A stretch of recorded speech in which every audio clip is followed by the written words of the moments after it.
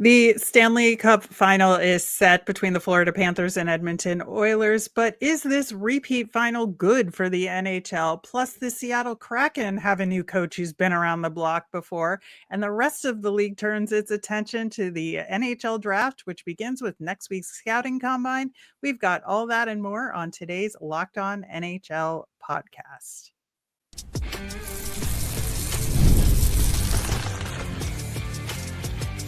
You're Locked On NHL, your daily podcast on the National Hockey League. Part of the Locked On Podcast Network, your team every day. Happy Friday, everyone. Thanks for making Locked On NHL your first listen every day. I am Rachel Donner from Locked On Flyers. I'm here each and every Friday with Gil Martin of Locked On Islanders. You can find the show over on YouTube or anywhere you listen to podcasts. So subscribe to get our latest episode as soon as it's available here on the Locked On Podcast Network, your team every day. We do have a Stanley Cup final, Gil. Like, how are we feeling about it? Second verse, same as the first, right? I mean, right. Yeah, I mean, I'm ready. I'm excited about the final round. It is a little anticlimactic to go this far and end up right back where you were a year ago. But I think we're in for some pretty good hockey. Yeah, I think, I look at the rest of the league and I'm like, really? Nobody else in the East could beat Florida. Really, West? Nobody else could beat Edmonton.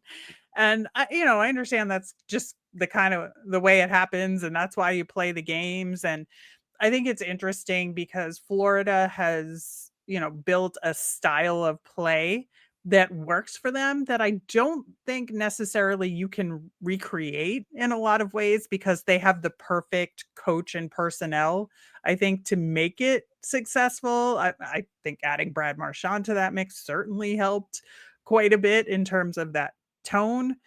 But, it's pretty remarkable that these two teams, like with how difficult it is to get to the Stanley Cup final, to even give yourself this opportunity with the slog of the regular season and going through 3 rounds of the playoffs. Like, it is a pretty impressive achievement, even if you don't like it, right? Yeah, no, it is. Look, there are 32 teams in the league now. And so in theory, if everybody has an equal chance, you should only make the cup final once every 16 years. Right. But, to do it 2 years in a row is very impressive. And, I don't mind having this happen 2 years in a row. I think if it goes to 3, it gets a little more difficult for the other 30 teams in the league. But, I think at this moment, these are the 2 best teams. Yeah, if in the playoffs, absolutely. I think they deserve it. It's just frustrating, I think, as a fan in some ways. I do think there's this added element of I don't know if you call it a pattern because it's really only 2 years, but you had the Florida Panthers 2 years ago make the final, lose, come back the next year to win it. Edmonton was their opponent last year. Now they're back. Like, they have the opportunity to continue that pattern. I think that's one of the things that does make this series compelling in terms of, battling to get your way back and then winning it the next time around. I do think there's a good story there.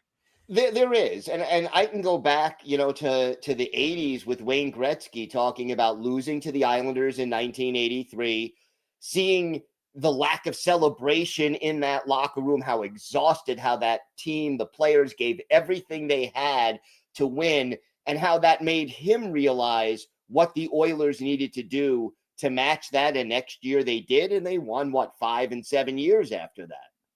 Yeah, it was ridiculous. And that was sort of the last kind of big successful string for the Oilers.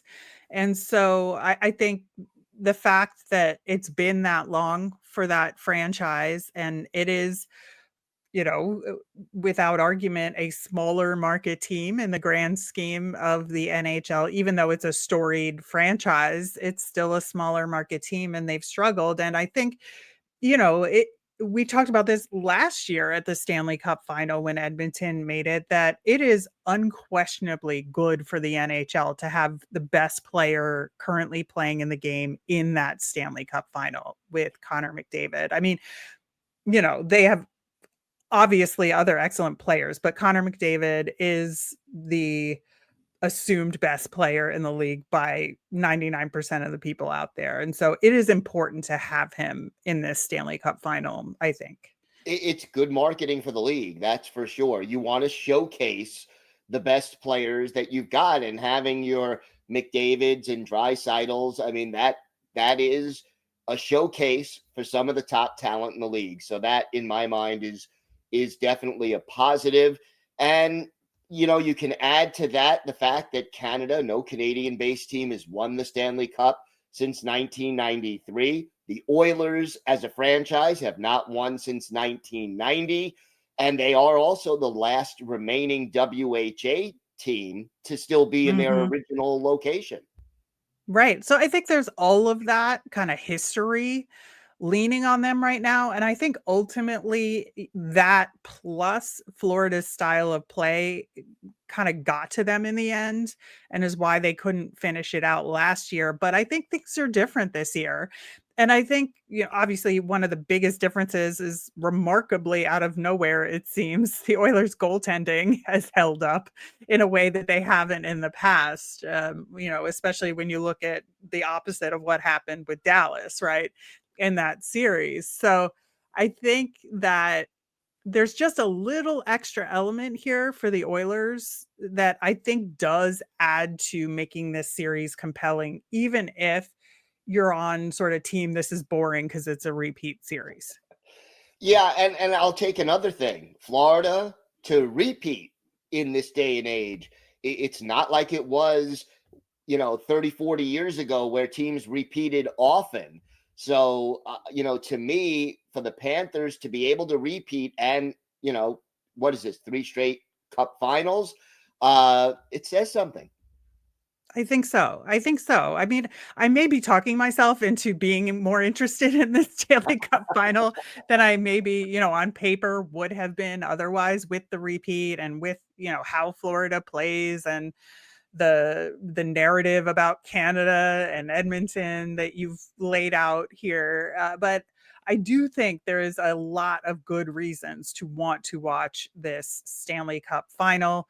Unfortunately, we have to wait until Wednesday to do it, which is just brutal. And I understand that from a scheduling perspective, you don't know how long the conference championship series are going to go, and you have to secure all the logistics.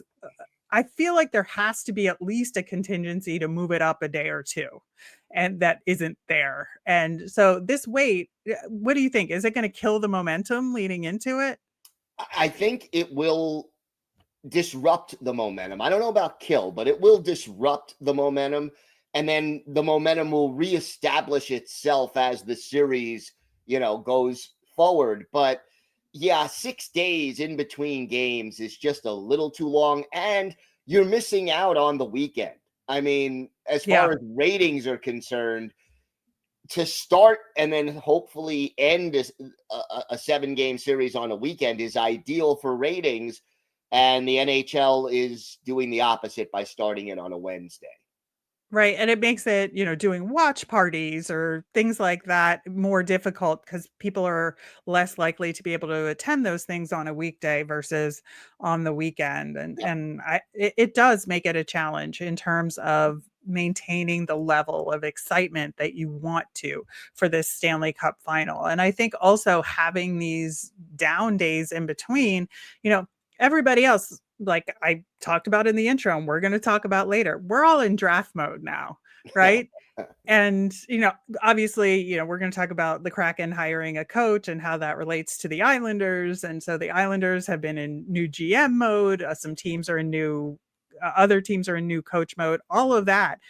To have this lull before the final, I think kind of takes the rest of the league's fan bases and kind of gives them a chance to redirection their attention in a lot of ways. Yeah, I mean, I would understand a 3 day break, 4 at most, but 6 is just excessive. It's extremely excessive, but we'll see. The Stanley Cup Final in the US is going to be on TNT this year. There's a rotation between TNT and ESPN, who had it last year. And I think, it'll be fine. It is what it is. But I think the rotation is a good thing in terms of the deal, but maybe not a good thing in terms of the fan experience. I think it might be better in some ways to have like one location be one network and the other location being the other network, just to get some variety in the takes on Yeah, it. But yeah. that's just my 2 cents on how that works. Yeah, I mean, that's one way to look at it. The other way is once the series starts, fans know where to tune in every game because it's the same That's true. location. So it cuts both ways. It does. It really does. And I think just for me personally, TNT is a harder network to get to, Hmm. just from a cost perspective and where is it, because it's not on the premier sports streaming service. So, you have to buy a separate thing to get it that's separate from ESPN Plus. And we've talked ad nauseum about all this bifurcation of the Right. networks and the broadcast rights. But nonetheless, we will be seeing the Stanley Cup Final on TNT this year in the US and the associated international networks as well. Looking forward to it. And I'm sure we'll have a lot to talk about next week as it relates to the Stanley Cup Final. In the meantime, the Seattle Kraken hired a new coach. And Gil, as the Locked On Islanders host, you have some insight into Lane Lambert. We're going to talk about him coming up next. Today's episode is brought to you by your friends at FanDuel. The NBA playoffs are in full swing, and every night delivers highlight-worthy performances, major momentum shifts, and can't-miss moments. Whether it's a game-winning shot or a breakout player, there's never been a better time to get in on the action. FanDuel makes it easy to stay in the game before tip-off and live. With player props, performance trends, and same-game parlays, fans have more ways than ever to play smart and win big. And hockey fans, use your knowledge of the game to check out all the latest odds on FanDuel for the Stanley Cup Finals. New to FanDuel, this is the perfect time to sign up. Head to FanDuel.com and place your first $5 bet. If it wins, you'll get $200 in bonus bets. Again, FanDuel.com, place that first $5 bet, and if it wins, you'll get $200 in bonus bets. So make every moment more with FanDuel, an official sports betting partner of the NBA.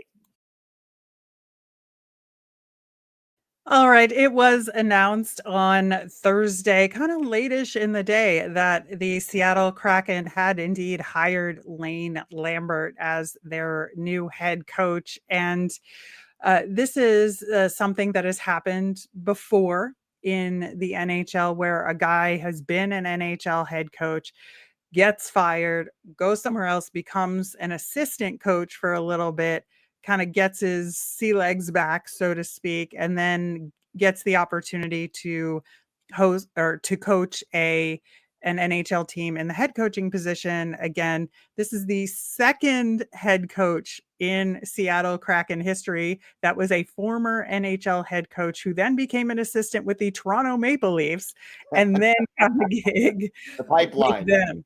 I know. It is a very weird pipeline and a very short-lived franchise here.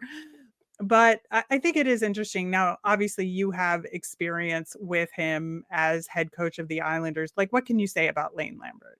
Well, when Lane Lambert came to the Islanders, he had been the assistant under Barry Trotz for about a decade in multiple teams.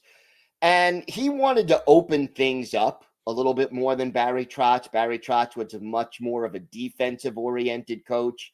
And, when Lane Lambert tried to do that with the Islanders roster that was put together for Trotz, they didn't really adjust to it well. They didn't have the horses to do that, to open things up and still play well enough defensively to win consistently.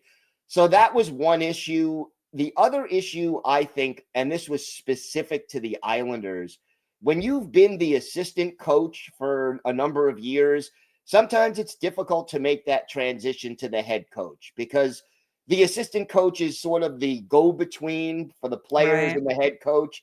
And so when you're the good guy, I'll put that in air quotes, sometimes it's hard to turn around and be the disciplinarian or the guy who has the final say.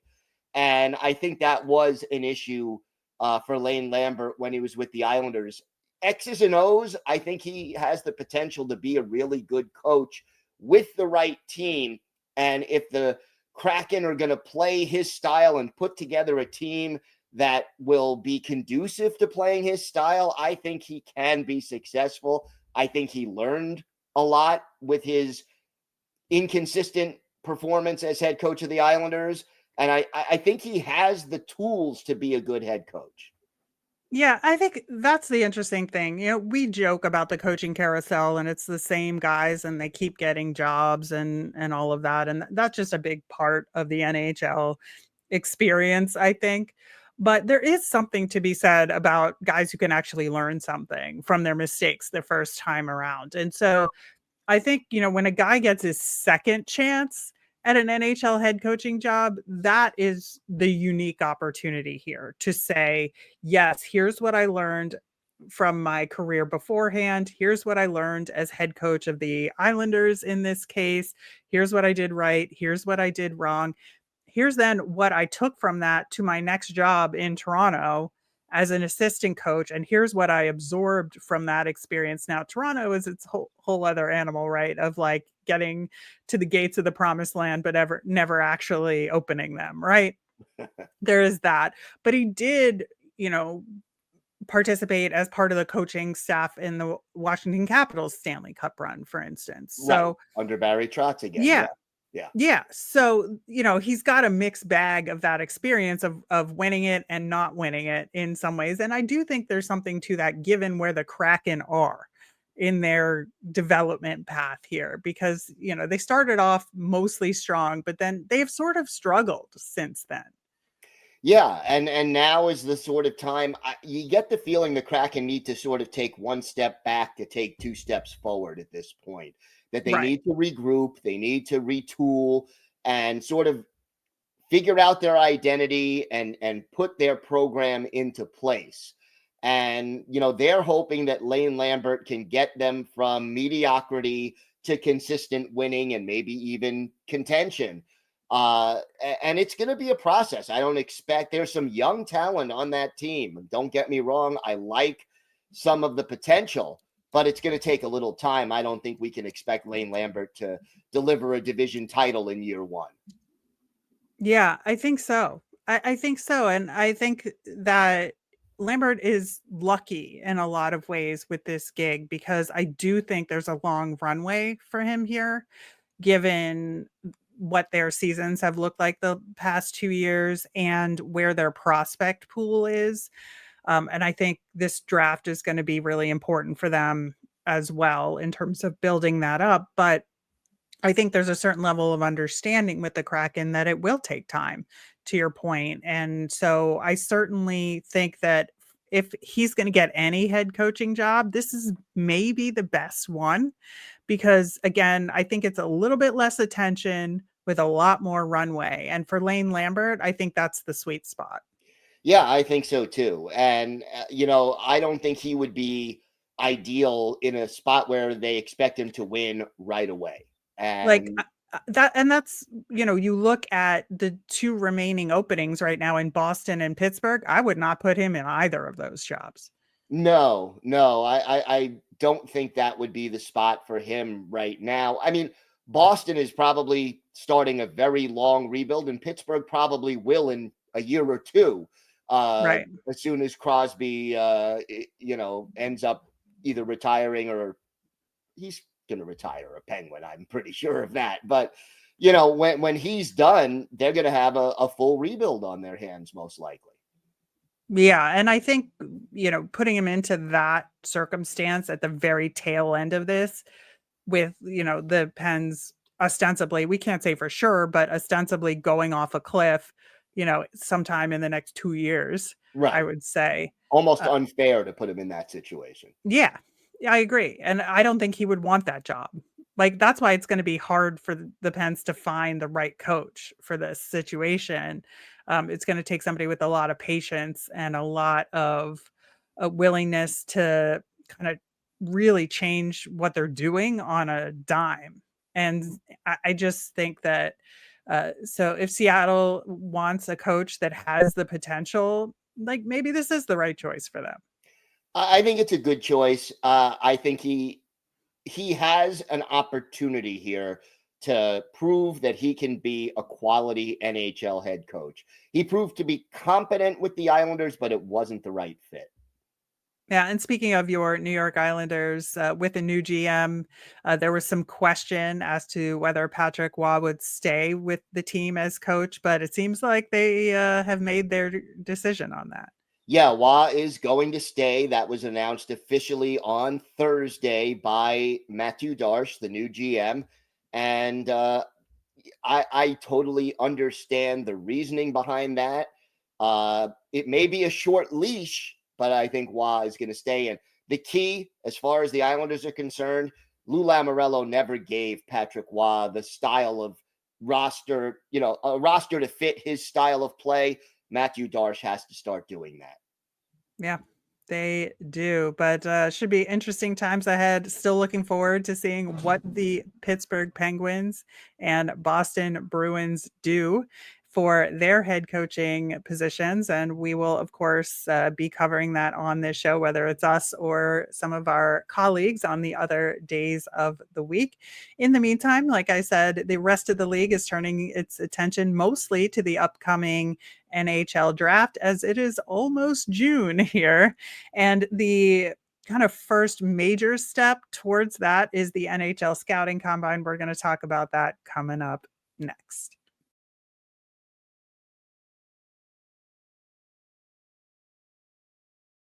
So I think with the scouting combine, which they do in Buffalo every year, this year it's June 2nd to 7th.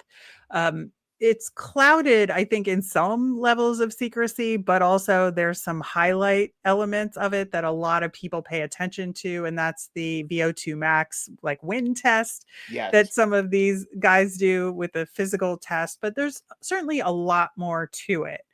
And I think that people, can either overplay the importance of it or downplay the importance of it, again, because of that mystery to some degree.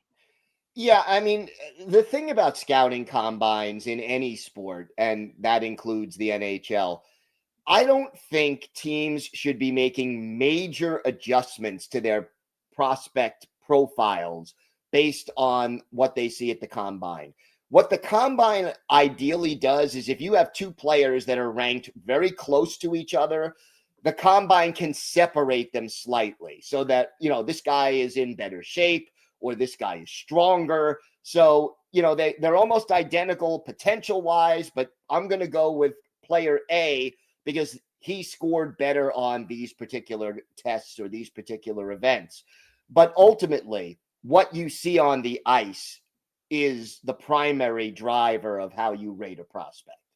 And I agree with that for the most part. When you're talking about the physical side of things and those tests, whether it's the who can have the highest vertical jump or the best long jump and the VO2 max test, like I talked about in terms of like who's ostensibly in the best shape, that test determines. But there is the other element to the combine, and that's the interview process. Mm-hmm. And so each team has the opportunity to interview the players that they want to talk to who are invited. And, it's about the top 100 guys in the NHL draft. And incidentally, this year is the first year since 2019 that Russian and Belarusian players will be invited to the combine, which is a huge, huge change, given sort of the ban on Russian players participating in these sorts of things. So that is going to change things a little bit here. But the interview process can make a big difference because Absolutely. if a team is very interested in a player based on what they do on the ice, and then they talk to him and they're like, nah, this guy just will not be a fit in our system, not in our organization. He doesn't have the right attitude, or there's like a red flag here about how they could potentially be coached or not coached. Like, I don't think this kid is coachable in a way that will work. I think those interviews, even though sometimes they seem kind of silly at times when we hear like dribs and drabs of, I got asked what tree I would be, or, I got asked, what my favorite pet was I had, or just questions like that. But ultimately, I do think culture and fit makes a big difference, and that could sway a team one way or the other. Absolutely. Again, I think that's mostly breaking ties between players that are closely ranked together. I But don't know. You could rule someone out entirely based Right. on the way they respond, which is a little bit different than just some of those physical tests. So I get that. And some of those questions are designed to be bizarre and make people uncomfortable to see Right. how they respond to that Yes. discomfort. Yeah, and I think that goes back to, can they be coached? Because it's about, can they take a piece of information or a question given to them, synthesize what it means, and spit something out that makes sense relative to that. And that's how you respond to being coached, right? You're given information about how you're playing or what you're doing or this drill that you have to do and how you should be doing it. And then you have to execute on it. And I think that's where it applies to the in-game experience. It's how you can be coached, and it's also how you handle adversity and Right. difficult situations. If you're under pressure, how do you handle it? So there's a lot of things. It's character, it's Mhm. coachability, it's maturity, and all of those things. You could do the Venn diagram. There's a lot of overlap, but you need to get a better feel for these players as people. You on the one hand, yes, he skates this fast and he scored this many goals and he can do this drill this well. But ultimately, beyond the numbers, you want to know a little bit more about the person that you're adding to your locker room. Exactly. And I think the other kind of sneaky cool thing that teams can do in the combine with these interviews is ask them about other players at the Yep. combine. Yep. What is it like to play against so and so? What is it like to play with, your particular teammate who's also up for the draft? Like, I think when you get teammates or opponents' perspective who've played against them or with them directly, that can also help give extra color to what you're deciding on a particular player. And you may get that information from a completely different guy.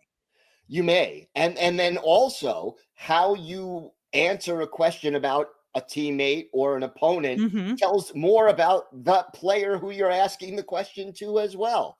So, are they willing to compliment another player, or how Right. do they go about criticizing another player? How honest are they? How straightforward are they? All of that tells you something about the character of the person you're interviewing, in addition to the target of the question. Right. So I think there's a lot more depth to the scouting combine overall than you would think on the surface. And, obviously it's fun to see who wins these competitions and who doesn't. And, occasionally a guy will pop like Blackwood did with his jump. And I think, with a goalie, that makes a big difference. Right. And so that is a physical skill that absolutely translates to on ice success. And it did, right? In terms Yeah. of, is he the greatest goalie ever? No. But did it move him up in the rankings of goaltending prospects? Absolutely it did. And he made it to the NHL. So there you go. And there you go. And goalies, it's tricky because they take longer to develop. It is Right. probably more difficult to figure out how a 17 or 18-year-old goalie is going to be at 25 than it is Right. for a forward or a defenseman. Yeah, I mean, it's really hard to project the physicality, but you get to a certain point where like if a guy at 17, 18 at the combine is a little lanky, but you know that this kind of physique can fill out with the right training over the years, then you're going to be cool with it. But if you're like, I've seen this guy before and this is just not going to work at the NHL level in terms of, growth isn't happening anymore, or you just know, like these teams know what it takes and what their training regimens are, right? They listen to what the training regimen is, and that could give a clue as to whether or not they can physically get to where they need to be able to withstand the rigors of the NHL. Yeah. This is a test, and these players are gonna. This is the first of many challenges they're gonna face in their NHL careers. Yeah, I think so. And it'll give them a lot of extra practice for NHL national media interviews that Yes. will be present there. And so they should have it down by the time the actual draft comes around. And they're all generally very experienced with this stuff because of their experience with junior teams or college or whatever. But I think it just adds an extra level to it, and they kind of understand how it works at the NHL level. This is kind of their first intro to that as we officially kick off NHL draft season, as June is around the corner. So we will be talking about the draft as well. But that will do it for today's show. Thanks so much for listening. Of course, Gil, you'll be back on Monday to talk to hosts from around the Locked On NHL network about what's going on with their teams. And we will be back next Friday to talk Stanley Cup Final and probably more draft related things as we learn information from the combine. Thanks for making Locked On NHL your first listen today. For your next listen, check out the all new Locked On NHL game night. It's every game, every night until a Stanley Cup champion is crowned. You can get your local analysis on a national scale. You can find NHL game night right here on the Locked On NHL feed on YouTube or wherever you listen to podcasts. Have a great weekend, everyone.